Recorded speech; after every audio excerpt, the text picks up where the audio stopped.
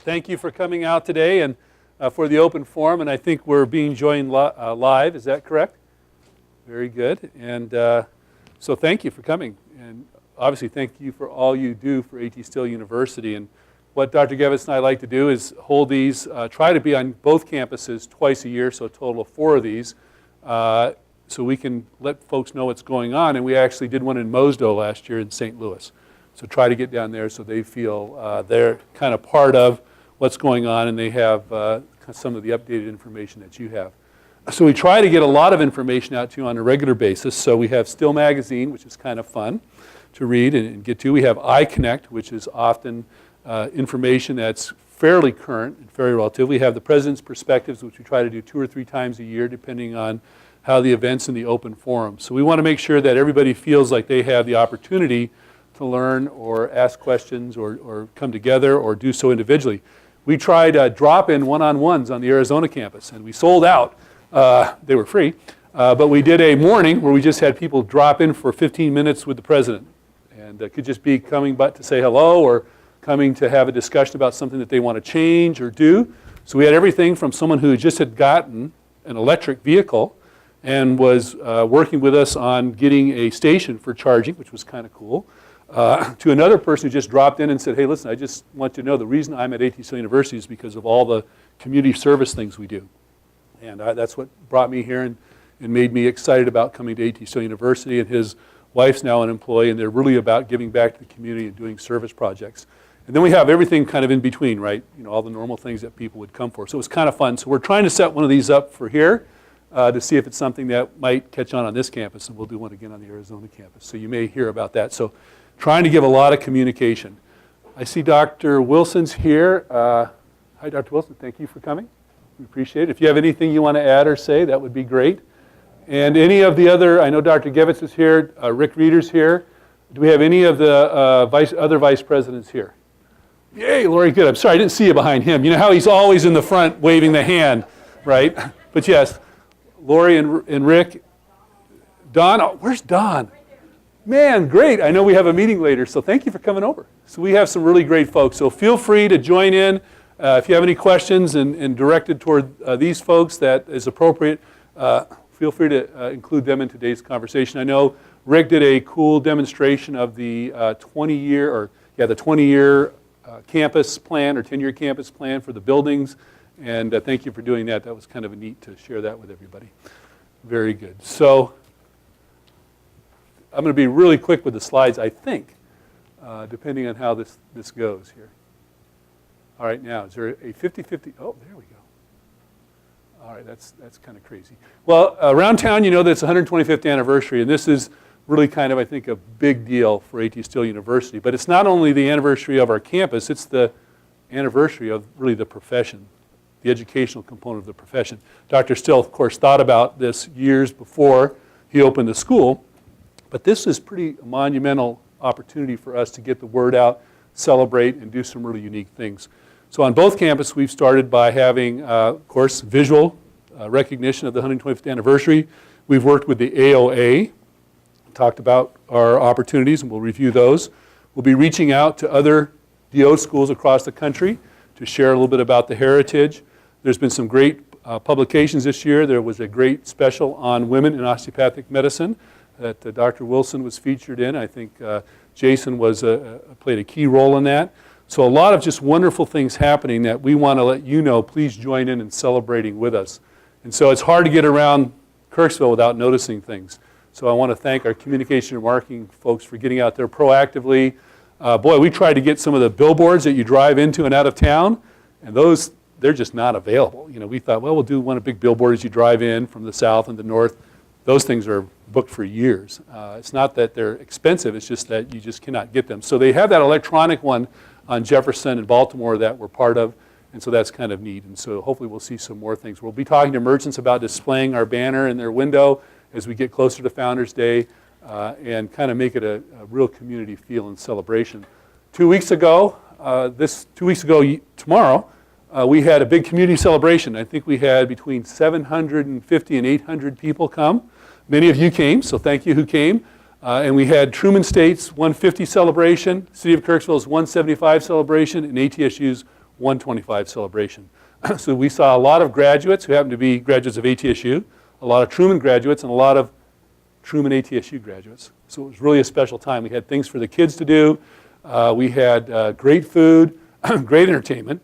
The prizes had lasted and the music was going. We probably would have gone to midnight because everybody's just hanging out. It was one of those beautiful days where it was nice and warm and clear, and as it cooled down, it was very, very special. So that's important that we let our community know how much we appreciate them. Many of you know the story of Dr. Still. He came here.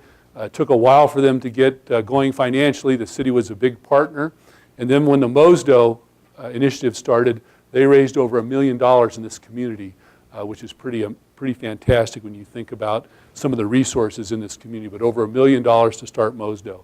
And so the city also helped us with some employee reimbursement programs that were state and federal. So it's been a great partnership. And they unveiled their new mascot on the right. No, not the tall guy in the middle.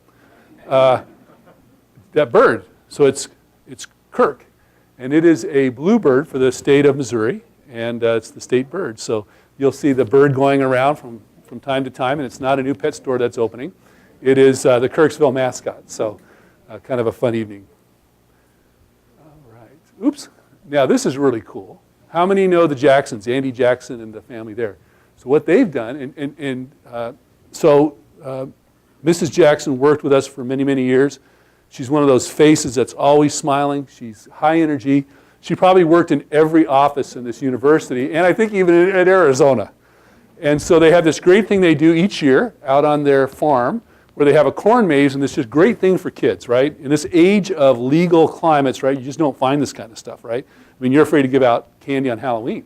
But out in their farm, they put together this amazing corn maze with the caduceus for the DO profession and ATSU in the time. And what we decided to do, I didn't talk to Rick about this, so Rick, I don't know if you know this or not. I think you know. Sorry.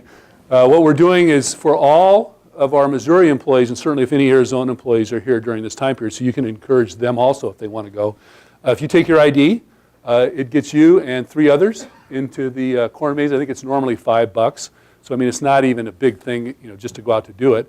But it covers a family of 4 or 4 folks that go out to there. Just show your ID, and there'll maybe a little clipboard to sign. We kind of have to do that because we're dealing with money and funds, so we've got to track it to some degree. But just take your ID, and you and up to 3 other folks can go free anytime that's open. I think it's open next week and then through most of October. So we hope folks will get out there and celebrate and take their families. It's kind of a fun thing the university's doing. Rick, did you know about that? Okay, good. Ooh, that's a my bad. All right, so in Philadelphia in a few weeks, we have the Aoa Convention.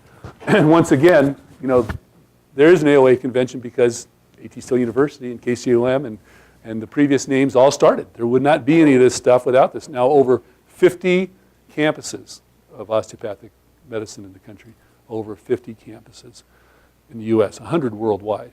And so it's really taken up on its own. And this week I've had lunches and breakfast with a lot of our supporters and a lot of our alumni.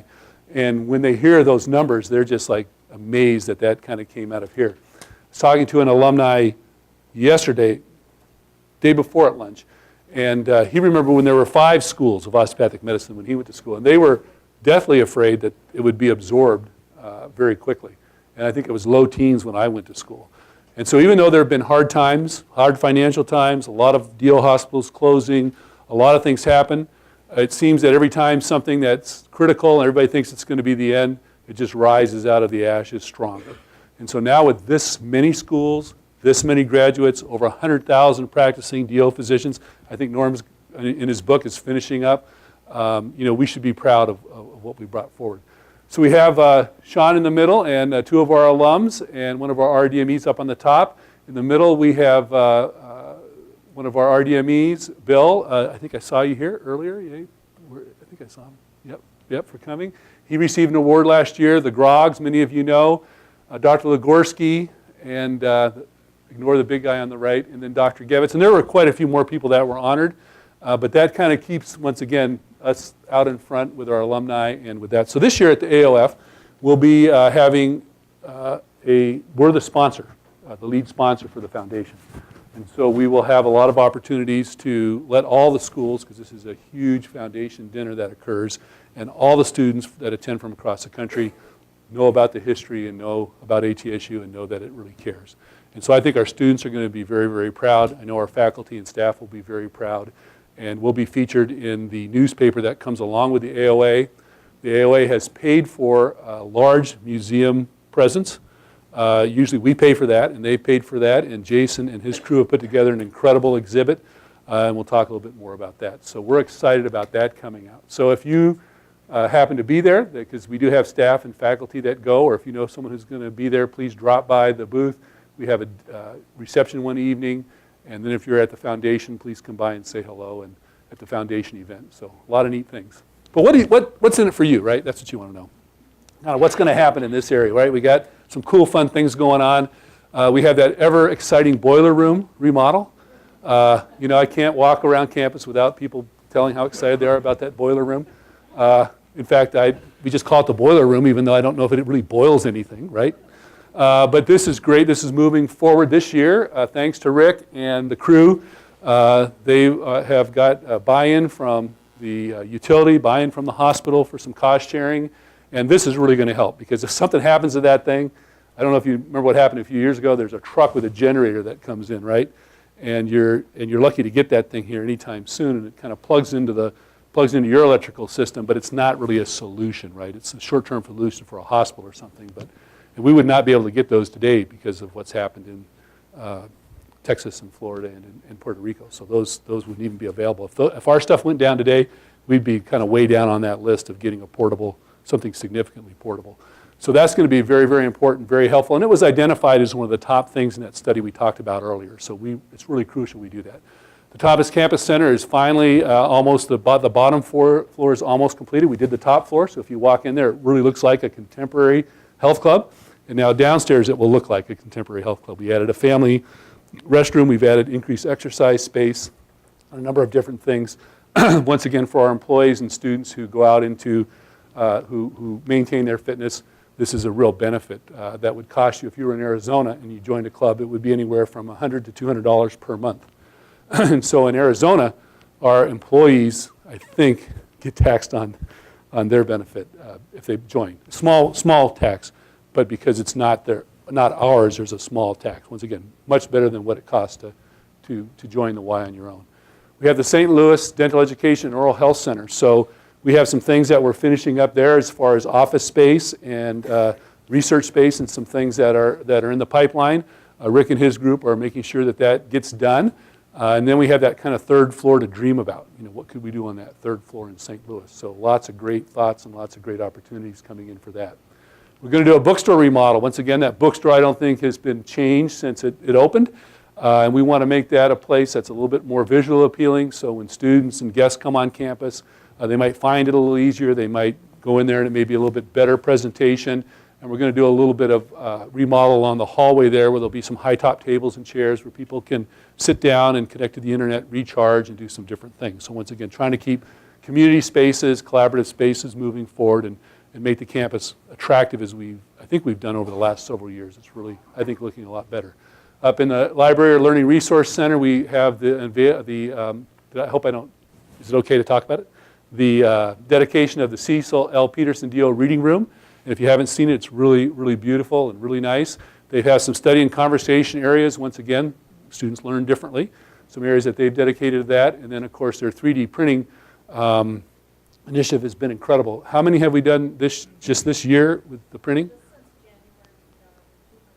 Over 200 models. And so this will also be featured at the AOA. And you think about this ability of a student and others, faculty and staff, to either create out of their own process a 3D model or go to almost a limitless number of projects that can be printed. For instance, there's a whole section on cardiac abnormalities that can be printed. So someone can actually look at a valve or a coronary artery anomaly or something along those lines, and we print that. And so it's really something I think that the future will be that a physician, dentist, anybody in their office, right now dentists do this quite often, right, with teeth. But you will probably be able to say, hey, Kit, come here. You're back again, right? Okay, yep. How many times have you hurt yourself this year? Okay, well, let's get a splint for that. Looks like you have a sprain. You'll take a picture of it, send it to the printer. The printer will print a custom splint for them right there. Doesn't have to go anywhere. It's all printed to the dimensions. It's printed right in the office, and it's a win-win for everybody. You just have to get the insurance company to agree, because they want him to go. They want him to go over there and they're out, and then go over there and they're out, and then, oh, we got to stock back over here. Make 3 or 4 trips. He'll just go, heck with it. I don't want to get that thing. So he'll go get a piece of tree limb and do it. All right, and also we have coming up, as you know, many of you know, last year, if you didn't have a chance this year, please go. During Founders Day, we're going to have a demonstration of our VR. No, you don't have to worry about me trying to cut up a skeleton today. My challenge will be, can I open this box correctly? But what we have is really cool, and we're going to show you this in a second. Now, you would download the app, put your cell phone right here, bring that up, and then you look through this, and you would be able to see what we're going to be showing at Philadelphia and we'll have available here. But Dean and I were talking earlier, just imagine when they do the critical care trauma day, we do that out in the community, you could actually have somebody in the middle of that trauma area, a battlefield, a car accident, a trauma thing, and they may not interact with this thing, right, because they may not have the hand tool and things, but just the fact that you can go there and kind of test your nervous system, right, your parasympathetic and sympathetic nervous system. How would you respond in a battle? How would you respond in a car accident or a plane crash? And if you could actually go into that and experience that, and even though you may not do anything, you're going to start within a provider in their mind, or even a family member might say, wow, now I know why we have the house evacuation fire plan. This is what I would do if I came up on an accident. And it's interesting that Stacy, Zach, and I were driving to the Kansas City airport just literally 3 weeks ago, about 3 weeks ago, and I see this car driving crazily behind me, and I go, Stacy, there's a crazy guy on the way to Kansas City just flying down there. I mean, you know, there's a lot of people that drive fast here, but I mean, I'm talking like 100 miles an hour fast, weaving in and out of the cars, you know, getting pinned in by the trucks, and I'm going to go a little out of the way. I'm going to get a little ahead of this guy. So I see him coming, and he got stuck between some trucks and some things, and but I'm looking back, and I go, Stacy, that guy's coming up. He's coming up. So I moved over to the right, and he just flew by. And I think it was a Taurus. I don't know how he did that. But he flew by. He flew by at well over 100 miles an hour, and there was just one guy, and I looked at him, I thought, whoa, I'm even a little scared just looking at the guy, let alone the car. The car was really scary looking too. His duct tape was holding the back of it together.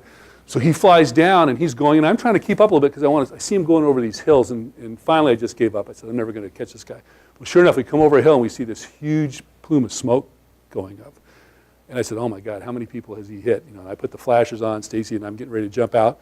We come by, and somehow he was in, you know, this is a divided 4 lanes. He comes across, and he spins around, and the engine is so hot that it sets the grass under fire, and the car catches on fire. Thank goodness the fire wasn't from hitting somebody. So he's there, and of course, by that time, there were a lot of people stopped. And I look over, and he's in the car, getting up like this, and there's flames everywhere, but, you know, they're getting him. He's going to be able to get out of the car, and he wasn't burned, so. Whew, thankfully. But imagine you'd be able to see what those scenarios are and kind of develop, you know, your own nervous system to deal with those type of things. Anyways, so do you have a little cut here that we're going to cut to, or should we do that later? Now or later? Let's do it later. We'll just do these, but just a little. So come by, bring your family. On Founders Day, get to experience some of these 3D things. Last year it was Star Wars and anatomy and job simulation. This year there'll be some other cool things that your family can go. My son still talks about it. He thought that was really, really cool. All right, so I just want to show you that we have turned part of the TCC into a equipment museum. So we've asked the contractors that have left pieces here over the years, as they continue one project move out of town, we've actually created a part in there where we'll have a rotating exhibit of the construction apparatus. Not really, this just shows you, if you remember the old room with the, was it orange lockers or blue lockers? I'm trying to remember what they were here, right? And the crazy floor and these unknown hurdles that were placed inside. Now you walk in there and you'll have individual showers with doors. You'll have a place to sit, cubby holes, new locker rooms, new things. And once again, when students and guests come and when you go, you'll have an experience, I think, that's as good as any experience here in Northeast Missouri as far as being in a fitness center. So you'll have a chance to look at that. Our focus areas last year, professional development, shortlist, Missouri Training Institute, supervisory certificate, that's coming back again. Lots of great comments. We had a little graduation ceremony where everybody got a certificate, both from ATSU and Mizzou, and just some great knowledge, really great things that our folks who are in the realm of managing and working with folks, learn some of the skills. And this actually came about because Dr. Chamberlain, you and I talked about this way back when with Faculty Senate. And that was one of the things that he specifically said, we have a lot of people that get into management positions, but not through any fault of their own. They've never been managers, right? And so our goal is to get all managers through this and then extend it to those that are in tracks to become managers, right? So this should be an ongoing thing for the university. So whether you're a faculty member, whether you're a staff member, the problems are really basically the same, right? How do you communicate effectively? How do you evaluate and assess? And how do you help people along the continuum of their career where they want to go? So some really neat things. So if you have that opportunity this year, take it. If not, it's going to continue on basically until everybody who wants to do it gets to do it. We also increased funding, thanks to Dr. Gevitz, across the university to make it a common number for all of our faculty to get professional development. And thank you very much, Dr. Gevitz, for doing that. So our folks that are full-time faculty have an opportunity on all campuses and all programs to get professional development. And then there's just a number of other things that occur with our lunch and learns and speakers who come in. And it's almost a revolving door of opportunities to develop professionally. So I think that you can attend a number of things during a year. It'd be hard to attend them all, but a number of things. And of course, we have some online things that are available for our staff and our faculty. But we're really dialed into making professional development a continued priority. Cultural proficiency climate study, that should be out in spring, so we should have it in time for HLC. And this will give us a platform, right, to understand where we are as an institution, where our strengths and weaknesses are, and how we can work together to improve our climate at the university. So this is exciting. We've really never had this done formally this way before. And so we're way ahead of other colleges. When I look at the literature that comes through the office and I attend meetings, they're trying to get universities to pay attention to this, just to even think about it. And we're going to be out in front because we've completed one. Now, hopefully it doesn't end up like Mizzou's last week. How many saw that in the paper? Right? So Mizzou did one. Google that if you want to read a scary climate study. If that happens, I will be out of town for permanently and probably moving somewhere. But let's hope that we don't have anything like Mizzou's. But once again, they went through a very difficult time, and they are trying to reorganize and rebuild. And it was pretty scary to see that on the internet. So you may want to Google that, or you may not want to. Then life-work balance. We're always aware of that. We talked about the TCC. It's never easy to please all the employees all the time. And so we try to do the best that we can. And one of the things that you've often talked about is the life-work balance. And we try to, Donna Brown and Rick's office and that group really works hard on developing different benefits for employees. And so this year we'll send out an email with all the changes, but we've had increase in several areas. I think chronic care, is that the right one? Disability and life, some of those different things. And we're talking about some other ideas that have come up through staff council that are moving forward. So you should see some really neat continued advances in life-work balance. I think you had the massage folks here on this campus. Did you have that here a few weeks ago? Yeah, we get that occasionally in the Arizona campus, so it's kind of fun to see it here. Spark Magazine, the first time that we had a detailed magazine along scholarly activity. It'll be every 2 years, and that was just a great magazine to start with. And Katie and the C&M folks really got that going, and we'll make that better and expand on that. So if you have any other ideas for that, one idea that came across was, maybe on the back page we had Dr. Denslow, I believe, on the last one. Maybe do Dr. Cinderella on the back because he was a pretty monumental researcher here. So those kind of ideas really help us make that magazine pretty cool. So we can give it to faculty that are coming. We can share it with other institutions across the country and across the states that are interested in that. We can give it to the foundations that we work with. And so we want to honor you and thank you for all the scholarly activity that we do across the university. We purchased 3 buildings in Arizona, thanks to Michael Alter, the developer. The day we purchased those buildings, they had increased in value from the negotiated price over a year earlier. They were worth $1 to $2 million more just out of the box. The appraisal came in at the purchasing price, which happens when you buy a home, right? It's amazing how that happens, based on the leases. But we were able to we received from Michael Alter about $375,000 off the price, which he would have either given us as a donation to the university, but he took it off the price of the buildings.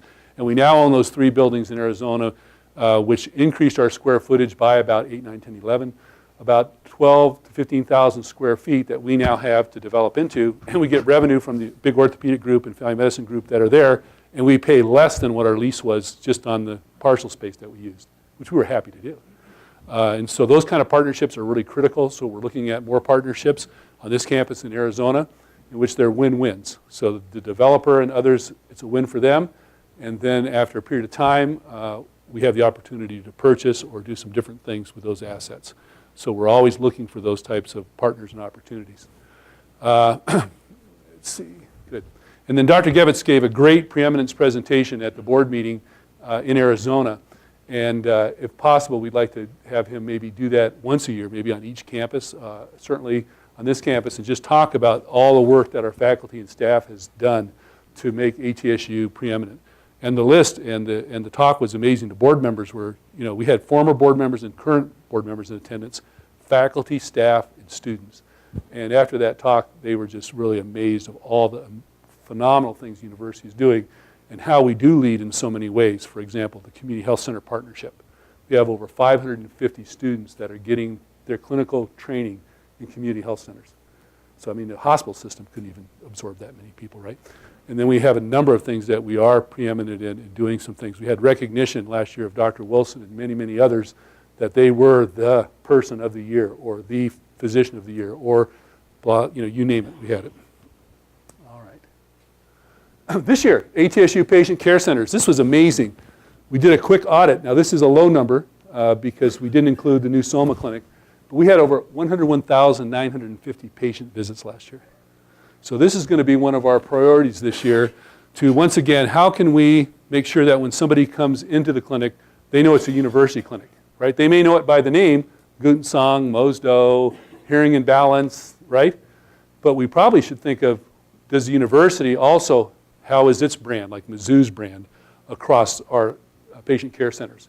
Kind of the old days we called them clinics, but that's kind of not the old way of suggesting it's kind of like you're hurt, we're going to fix you, there's something wrong with you.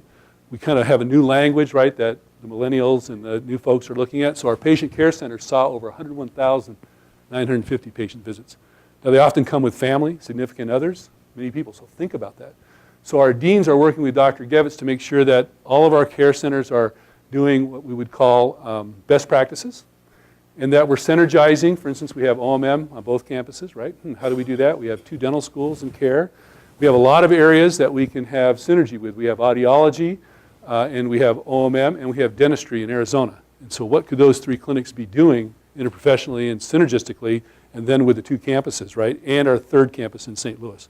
So a lot of great things that we can do. And so we've taken some strategic planning funds, and we have allocated those to Dr. Gevitz and the deans to come up with ways that we can be the most effective in our clinic and make our clinics that they're a financial, as you can see, they're a big financial part of our university. So, but more importantly, they're providing the extension of the university out in the community. So we have people, I got an email yesterday, used to have people that fly over, I don't know if they still do because they're probably done, but fly over from San Diego for their treatment in Arizona. People that drive across the river in St. Louis to come get their treatment at Mosdo. One Mosdo, I was walking through one day and there was a gentleman there.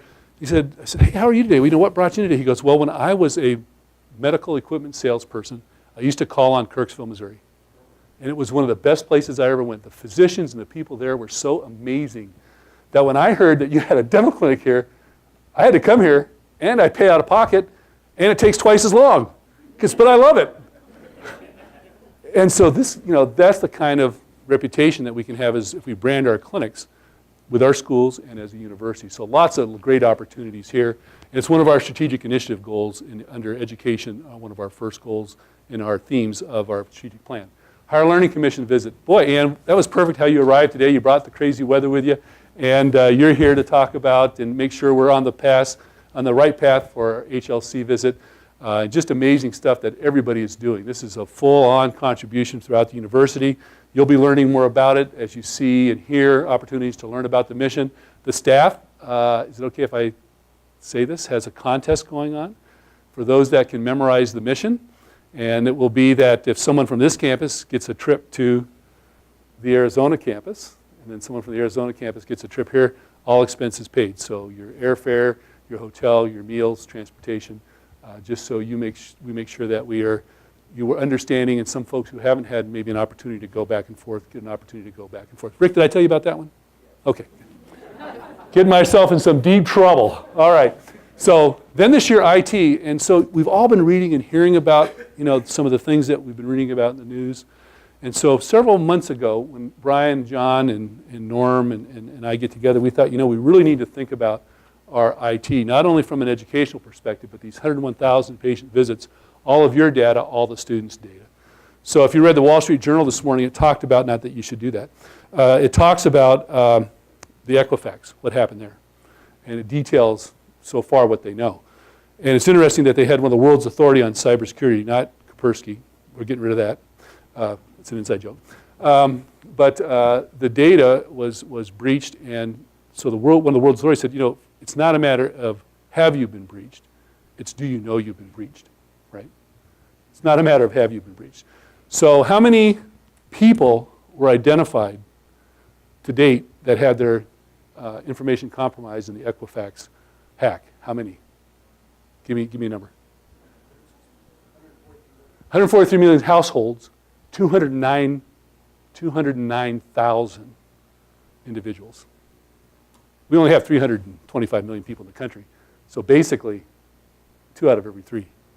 So I went on and checked it. You can go to Equifax, go to their website. You can put in your Social Security number. That was kind of scary. Put in the end of your Social Security number and some other stuff, and it will tell you, if your stuff has been compromised. So I was yes. Thankfully, my wife and son were no. But I think you have to go check it again, because I heard a couple times early on it changed a couple times. So something you want to keep, and then you want to go to the 3 big ones. There's actually 4, but the 3 big ones, and freeze your credit, okay? And then put a fraud alert on.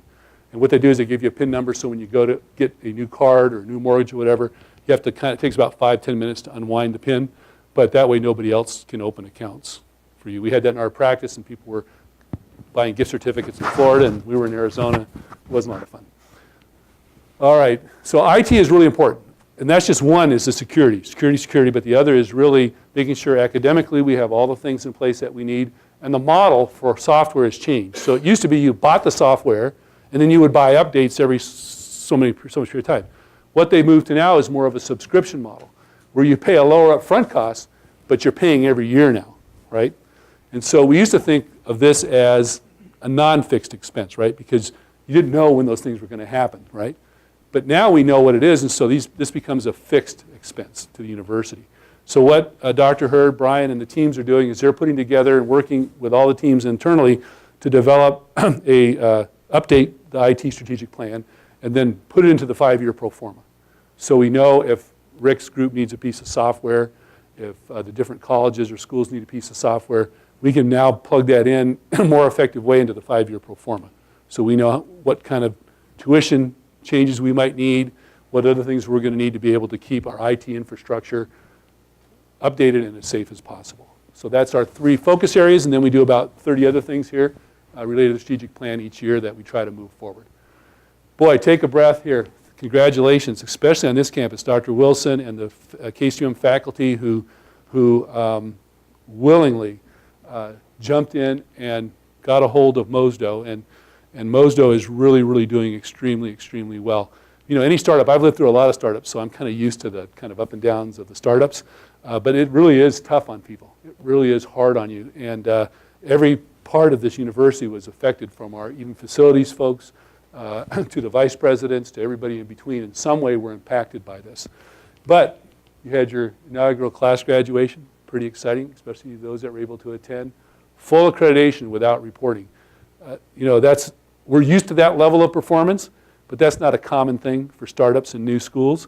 It just shows you that when they came and saw, and I'll give you a couple quotes, they were amazed. So one thing they said was, we've never been to a place where everybody understood what the mission and the purpose of the school was. Never. They've never seen as engaged faculty and staff ever during an accreditation visit. Usually by the time they leave, and by the way, can we come work for you? I mean, that's kind of how it is. And so I had met these people at the airport. I didn't say who I was. And we took the shuttle together over to Enterprise. And so I'm listening to them. I'm trying not to, right? And I'm sitting there in the thing. I go, well, that's Catherine. I don't know who the other people are. I'm going, oh my God. Fortunately, they must have not recognized me, which I don't blame them. But just hearing what they were talking about before.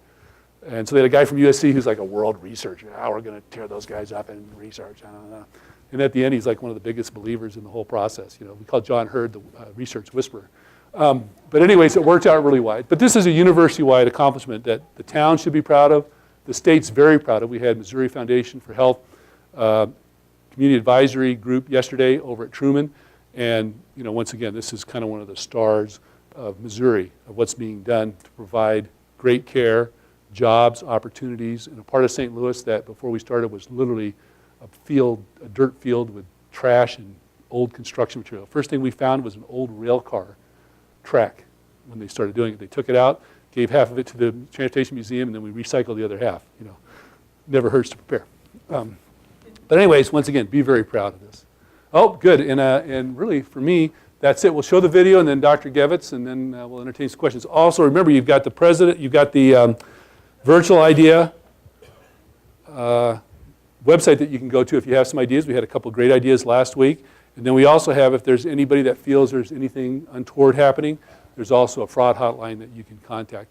I'd rather get the other ones, but occasionally we'll get those. But there's always a way to communicate with folks, either through the virtual idea box, through the 800 number, or just my email, cphelps@atsu.edu.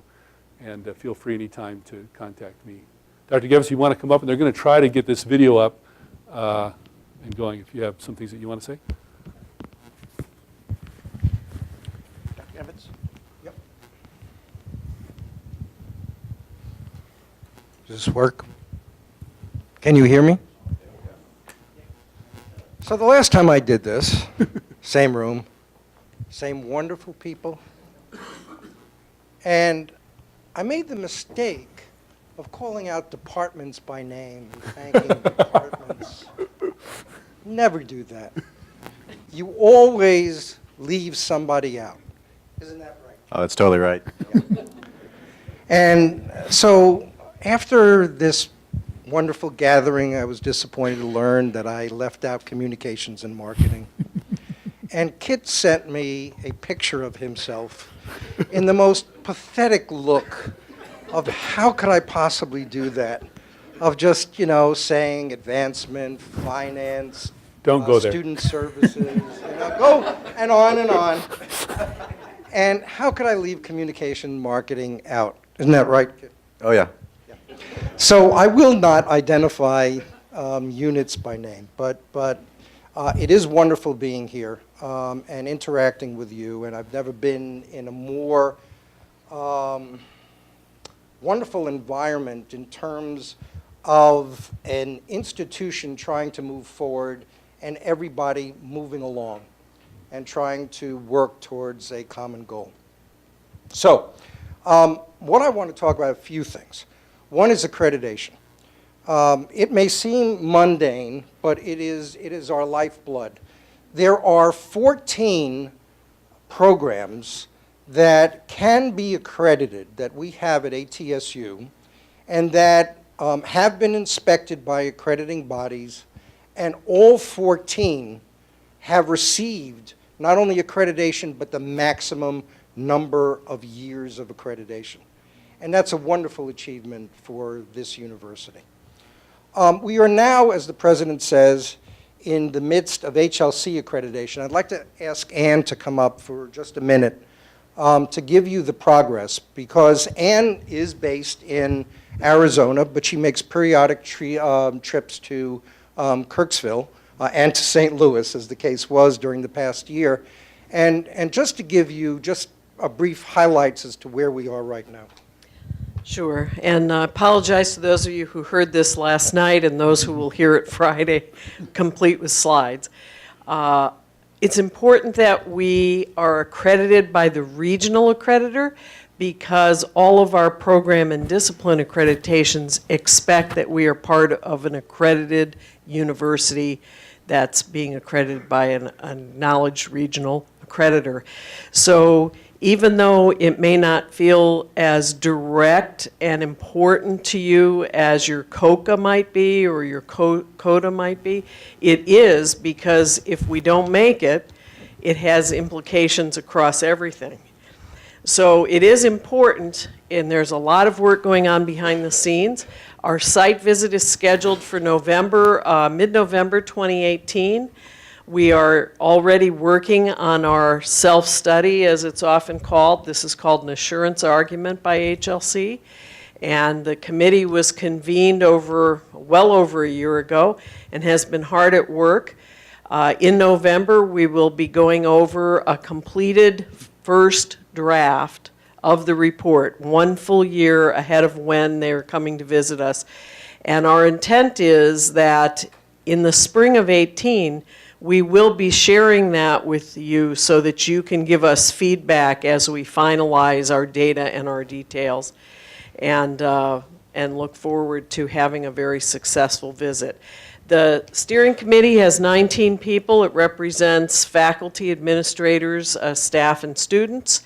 And the HLC document has 6 big divisions. So we divided our steering committee into 6 subcommittees, each one working on a specific section, and added additional members to the subcommittees. So in total, we have 62 people, approximately 32 from Kirksville, 30 from Mesa, all working on parts of this document. So there's a lot of work going on behind the scenes.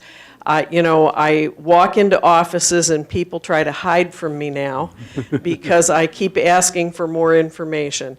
But it's going well, and you'll be hearing more of the specifics in the spring. Thank you, Ann. Thank you, Ann.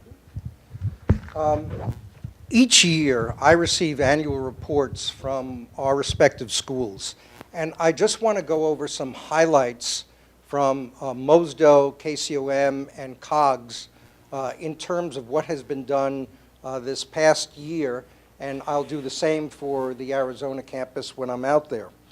The President mentioned with respect to MOSDO that on August we were notified by CODA that we received full accreditation for 7 years with no reporting requirements, without recommendations.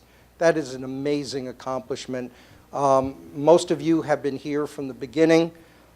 This is not only 4 years, it's like 6 or more years in terms of the planning and implementation. This was a big job, and as the President says, there's a lot of burnout. There's a lot of accomplishment, though, and a sense of doing something that many people, I would say a year ago, questioned as to whether we could do that. All 42 students in the inaugural class graduated on time. All 42 passed the Western Regional Examination Board exam on the first try, which is absolutely remarkable. 1/3 of the graduates are going to be practicing in CHCs or in underserved areas. 1/3 will go into private practice. 1/3 are going on to residencies. Everybody at MOSDO should be congratulated for this accomplishment. So many people put in so many hours.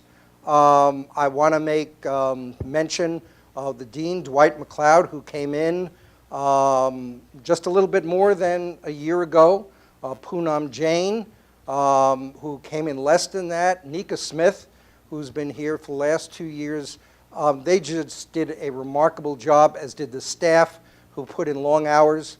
I'd like to thank particularly the basic scientists who have contributed to this model, because this could not have been accomplished without their contribution. So it is a job well done, and I'd like to thank all of you at MOSDO and KCOM for your efforts in doing that.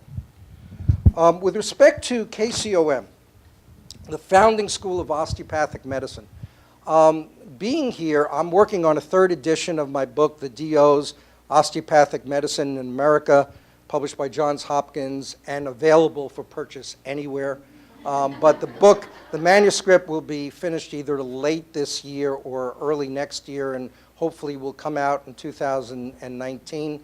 But it is amazing, and what I cite is certain accomplishments that KCOM, or the founding school, the American School of Osteopathy, as it used to be known, has made to the osteopathic profession, and what KCOM continues to make with respect to moving the profession forward. This will be recognized not only at Founders Day, but also at OMED. And I think Jason has a special exhibition that will be at OMED. And those of you attending, please come. And if you don't come, Jason will yell at you from across the convention hall to come by and visit. But in looking at the annual report, and looking at, KCUM is a national school. It's not only a Missouri school, it's a national school. 29 states are represented in the class of 2021. And when you look at how qualified the matriculants are, these scores are amazing. The average science score, GPA, in the class of 2021 is 3.59 out of 4. The average cumulative GPA is 3.64. That means that your matriculants come into KCUM where the average is cum laude. That is absolutely remarkable. And when you look at success rate of KCUM students, in 2016-17, the second year, 93.6% of students passed COMLEX 1 on the first time. That's higher than the national average. And the average score was 539, which is 20 points higher than the national average. And you look at graduate medical education, 2017, the match rate was 99.4%, and you have a 3-year rolling average of 99.6%.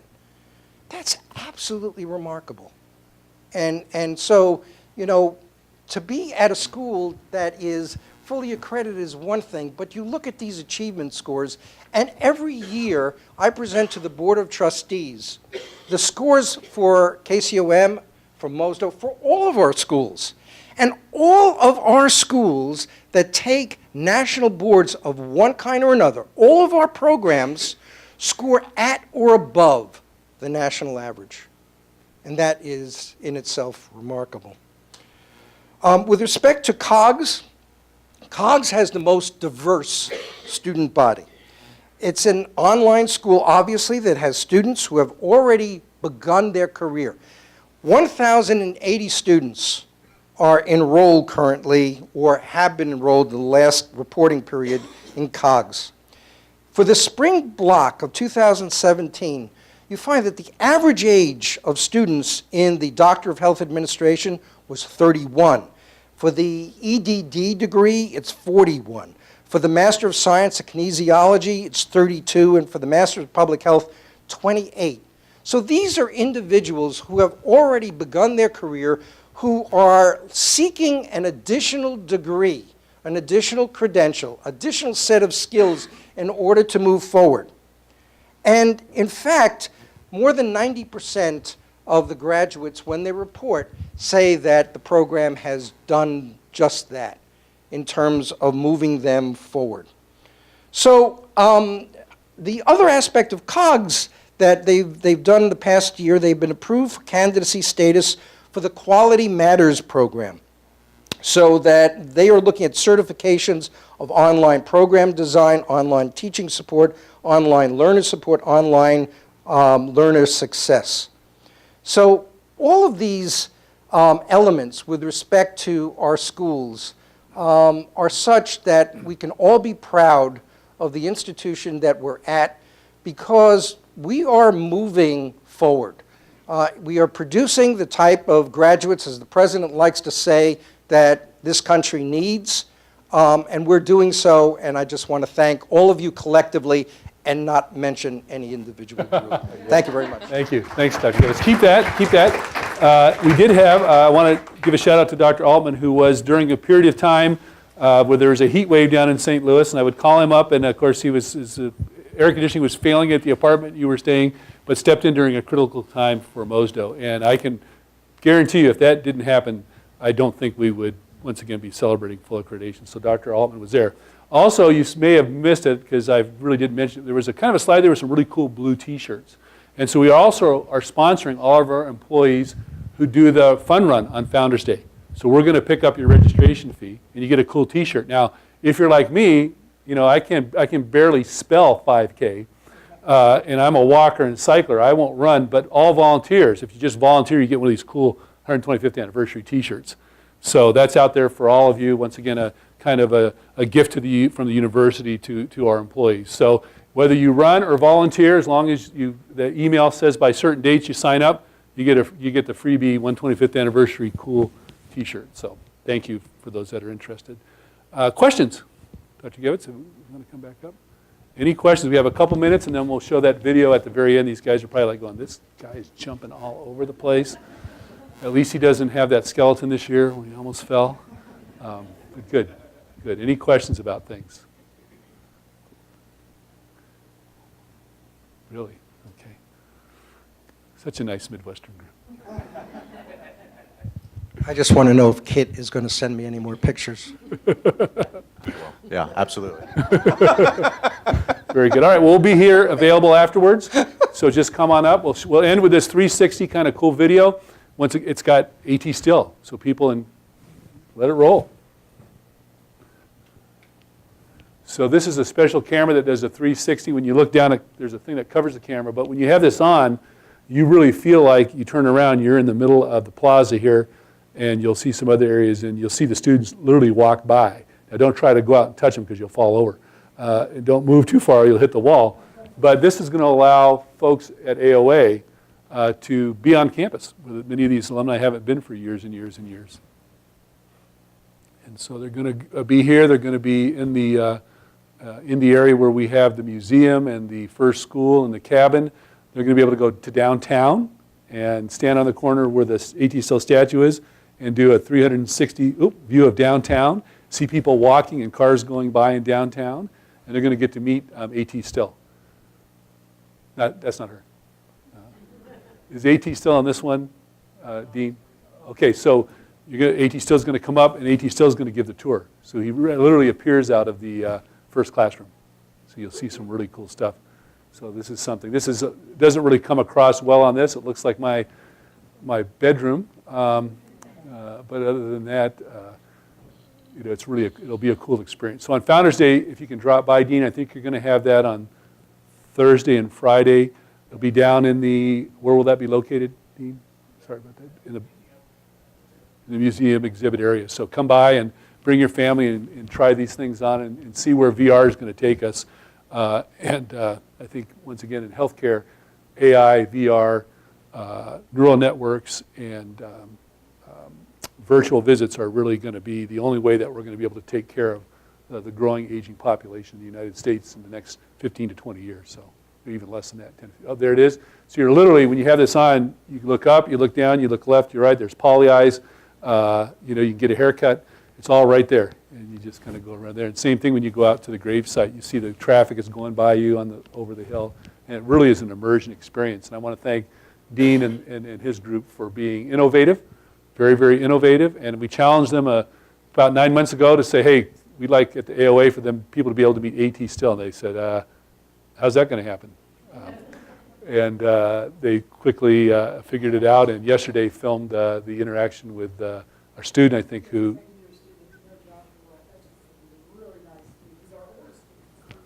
Wow. And he played AT Still. So there may be a Mark Twain revival where he could go around to the different schools and do a one-man show, right? Be kind of cool. And internationally. But once again, thank you all. Dr. Gevitz and I will be up here if you haven't. Oh, gosh, the prizes. The prizes. No wonder nobody was leaving. The prizes. Okay, so we have four shirts. Okay, good. So we have 4 125th anniversary shirts. Now we have your size. So if the one that here isn't fit, we'll exchange that for one that fits. And then we have now this I'm not sure whether it's a prize or a penalty, but it's lunch with Dr. Gevitz and myself. And it will happen immediately after the drawing right over here. No, I'm just kidding. The restaurant of your choice in Kirksville. That sound good? All right. All right, let me give you the shirts first. Okay, I'm going to do the last 3 numbers. How does that sound? 190. 190. Oh, Dr. Wilson, yay! So these are special 125th anniversary shirts that were made just kind of for this occasion on this year. So they're not available for purchase. Well, I guess they are, depending on Doreen's mood. 168. 168. Yay! All right, once again, if they don't fit, let us know and we'll exchange it for the right size. 180. 180. Whoa. All right, and our last shirt, 181. 181. Wow. All right, well, I'm not going to put those back in. We're going to do 2 of these for the lunch with Dr. Gevitz and myself. Dr. Gevitz, is he here still? Yeah. Is that okay?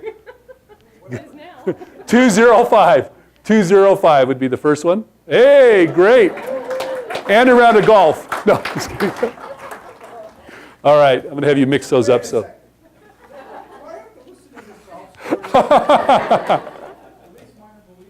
Oh. I'm driving the cart. 170. 170. All right, great, good. All right. Fantastic. All right, there's some cookies left over, some bananas. Please help yourself. Take them back for your friends. And we'll be up here with any questions you have, individual questions that you have.